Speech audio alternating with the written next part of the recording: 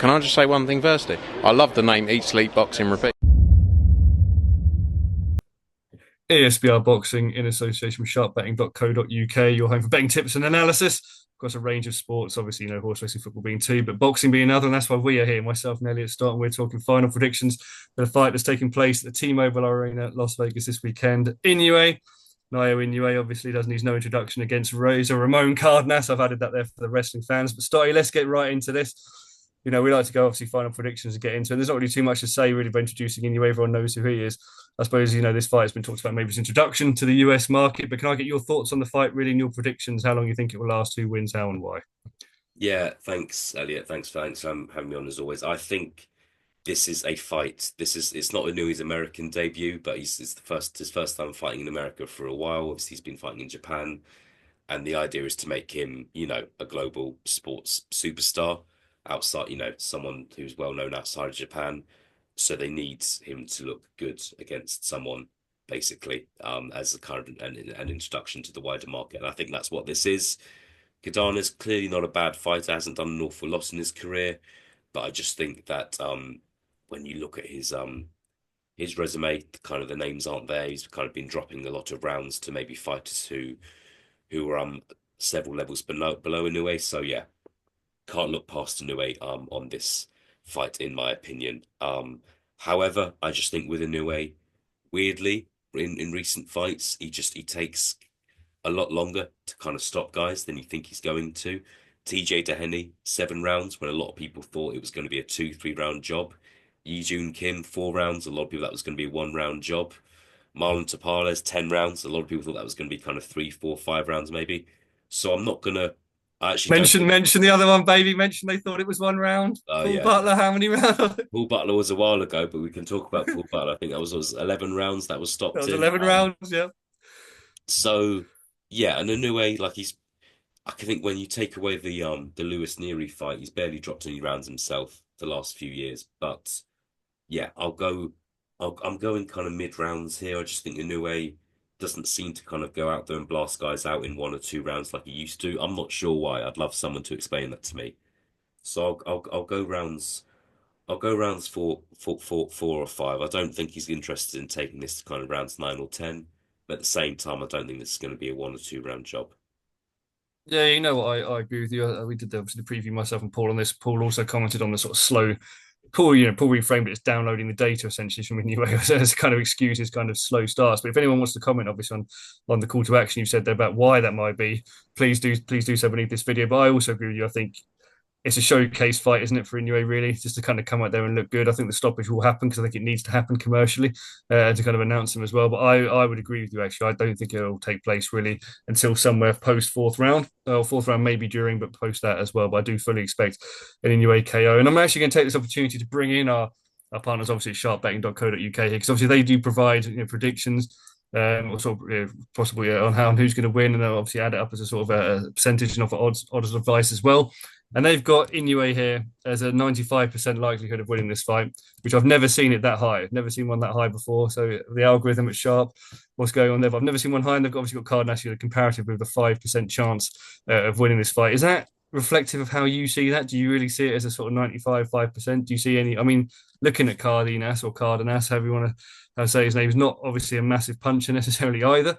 14 KOs in 26. Do you think there's a puncher's chance, or do you see it as being reflective of how you view this fight as well, those odds? Yeah, I think 95% is a bit harsh. Cardenas, he's not just some kind of guy they found off the street. Like he's had 27 professional fights, but he's won 26 of those. So he's not kind of some bum that no one's ever heard of. He's not on the same scale as Inoue. So I think at the same time, naturally, you've got elite undisputed champion in Inoue versus a guy who's not fought for a world title before. So without kind of looking too much into Cardenas, I think people are naturally going to give that sort of percentage for Inoue to win.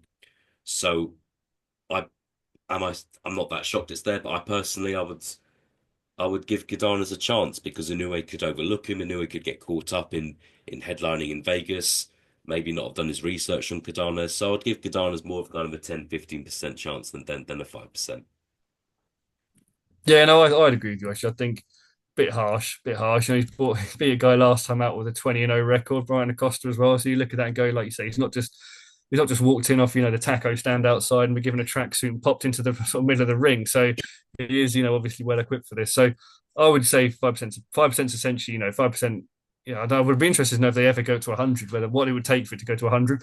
But this is essentially saying there's literally zero chance. But I think if we just focus a bit on Inoue, obviously we've got him, you know, convincing Victor. Sharp Boys have got him a convincing Victor here as well, and I think, you know, the bookies obviously will have as well. I suppose the question for me really is kind of what's next here. If we think that, you know, Inoue is going to come in, he's going to look good, where does he go and how do you sort of move him the next sort of 12 to 18 months? Do you move him up to sort of featherweight? Do you have a big fight up there? Do you have another kind of name at bantamweight maybe that he can sort of fight and look good? I mean, how are you positioning him over the next sort of year to 18 months if you're his management or even his promotion team? Yeah. So what I'd like to happen actually is I'd like Inoue to be looking down rather than up. The fight against Nakatani is massive. The fight against Bam Rodriguez is massive. I believe Inoue could move down to bantamweight. Personally, looking at him, this is a guy who started his career at like flyweight. So that's what I'd like to see him do. I just think Inoue versus Nakatani, both Japanese, both undefeated, both world champions, both punchers. It's a fight of the year, right? Is surely. Mm, mm. But instead, it sounds like it sounds like there's a good chance that this he's going to fight Akhmadaliev in September, which is I don't mind, but it's not something that really excites me, and I think we need something that about Inoue that excites us. Um, and I suppose, look, moving up to featherweight next year, it sounds like there's this Nick Ball fight could happen as an introduction to featherweight. I find it's interesting, yeah, but I don't see Nick Ball beating Inoue personally after seeing Nick Ball's kind of last two or three fights. But it's still exciting, and Inoue, as I've said, for someone who started his career at light flyweight to be going into a world title shot at featherweight is impressive and exciting. So we'll see. But there's what I'd like to see happen versus what I think is actually going to happen.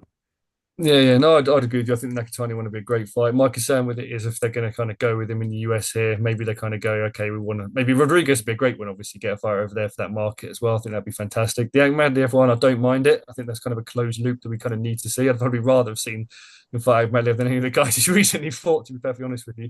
It feels like a bit overdue, but it feels like something that needs to happen. And then, yeah, I mean, I suppose we've talked, you know, previously around, you know, he's already obviously fought Fulton.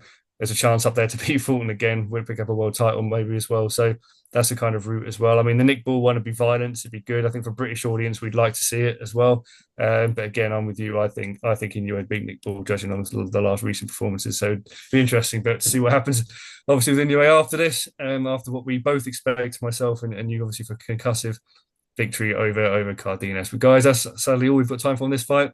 My thanks obviously go out to Elliot Stott, as always. My thanks go out to you guys for watching. But check out the channel, obviously, for all our other content. Check out over at sharpbetting.co.uk for further tips and analysis. And we'll see you on upcoming previews, reviews, and big fight breakdowns shortly. Thank you very much, Elliot. Thanks for joining me. Thanks, Elliot.